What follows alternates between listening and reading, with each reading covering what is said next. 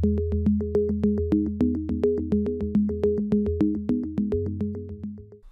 I'm going to be talking to you about Kata Coaching, and specifically about 10 questions that you can ask yourself and your team that, if done properly, you're going to be doing two things. One, you're going to be helping your team solve the root cause of a problem. And number two, you're going to be coaching them on the right way to get to the root cause of a problem. 10 simple questions you can ask your team whenever a problem arises. If you're interested in that and Kata Coaching, make sure you stick around. Hi, my name is Chad, and on this channel, you're going to learn simple but effective ways to utilize Lean and Six Sigma, as well as business improvement concepts to improve your business or the businesses you work. If that sounds like something you're interested in, make sure you click that subscribe button below, as well as click that thumbs up button, because when you do, it helps me with that YouTube algorithm. Now, as promised, we're going to go through 10 simple questions you can ask yourself and your team to really get to the root cause of a problem, any problem really. But what this is really meant to do is go through this Kata way of coaching your team so that you don't always have to be the one there getting them to get to the root cause of the problem. By going through this simple Kata method of coaching,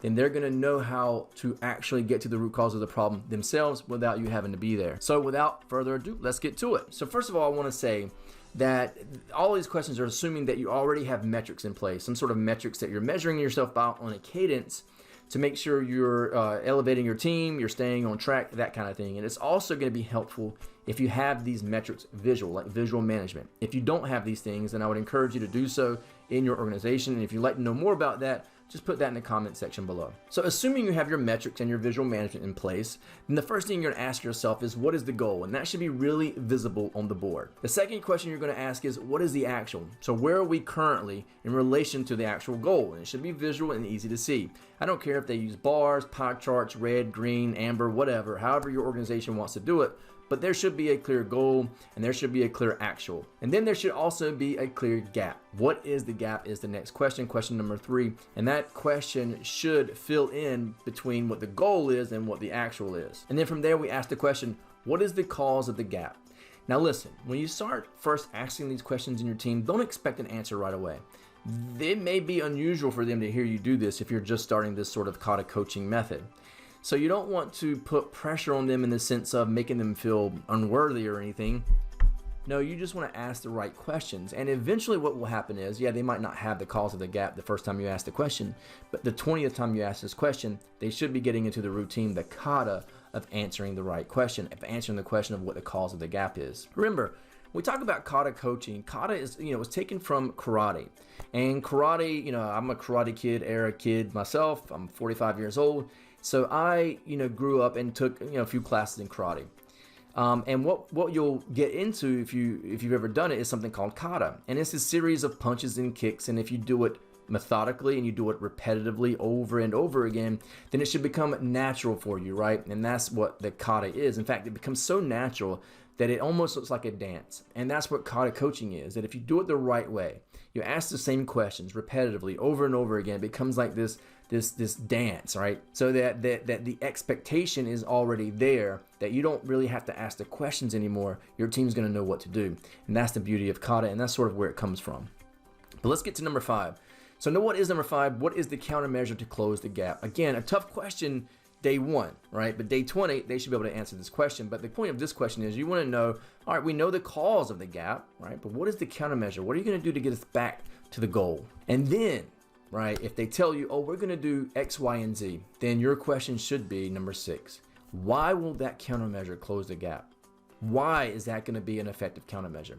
This is a really important question, and it's an important question in Kata coaching because when people think about countermeasures, rarely do they think about why it's going to have the effect it's going to have. In fact, if they do a really good job, they should know the percentage is going to close that gap. So if they implement this particular countermeasure and there's only one, what percentage of that gap will it close? They may be off target a little bit.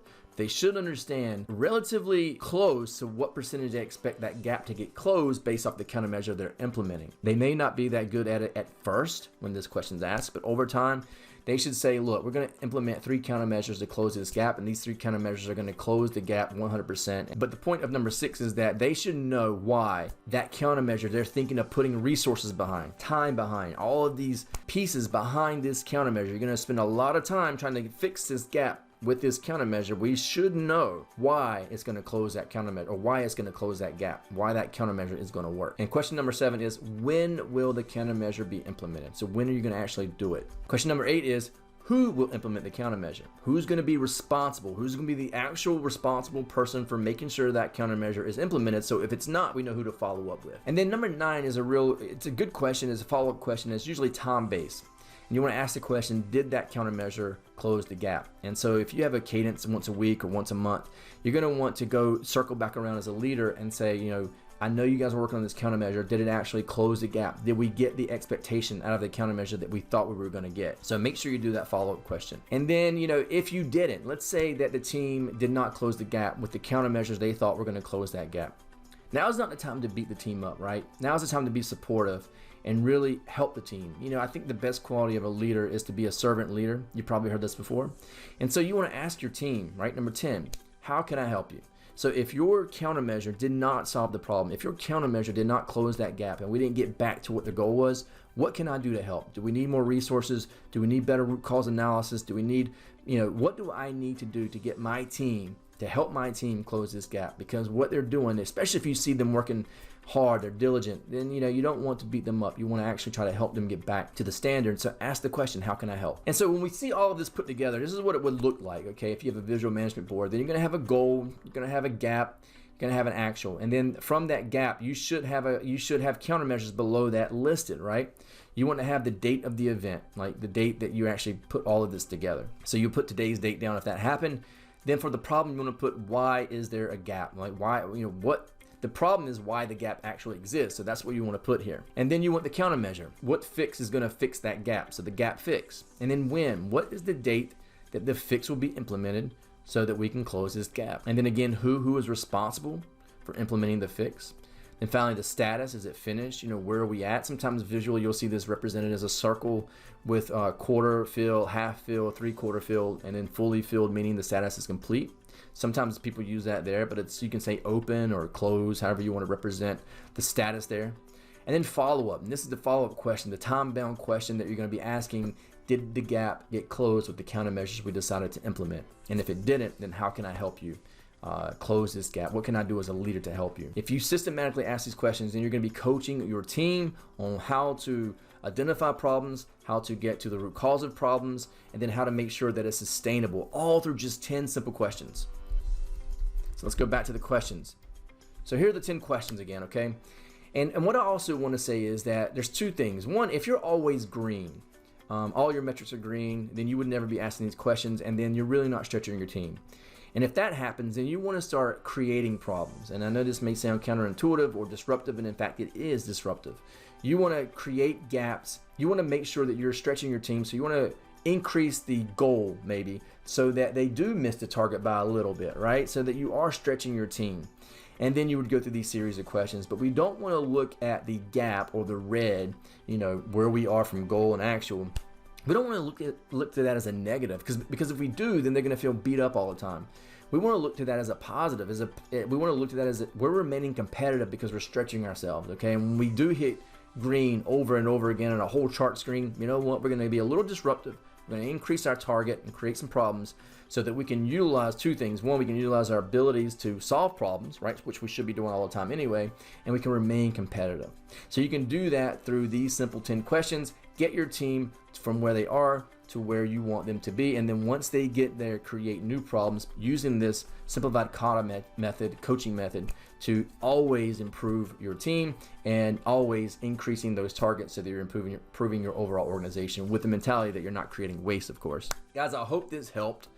If it did, make sure you give me a thumbs up down below. Let me know you like the video, again, helping me out with that algorithm. And if you like this kind of content, then please make sure you subscribe to the YouTube channel and become part of the team here. I really appreciate everyone's support.